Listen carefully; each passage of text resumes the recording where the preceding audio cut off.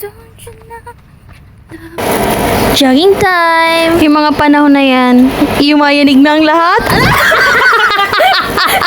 Ano na? Gago! A few moments later. Ice cream yummy! Ice cream good!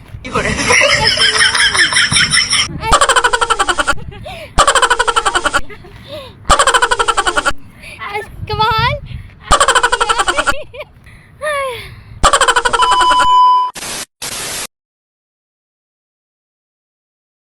Part na yan, jogging lang kami ng very light para ma-maintain namin yung weight namin. 58, 62, and 74. Ay! Weight reveal yarn! So, jogging now, kain later. May bago pa ba? 5 years ko na rin New Year's resolution ng pumayat. Pero eto, matatapos na naman ang taon, another New Year's resolution ko na naman ang pumayat. Eto, tapos na kaming mag-jogging. Salamat naman. Gutom na talaga ako nung time na yan. Pauwi pa nga lang kami, iniisip ko na ano kayang masarap kainin?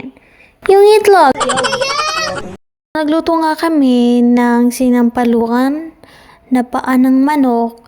Tapos, nilagay namin ng itlog. Ganon. Sarap kaya.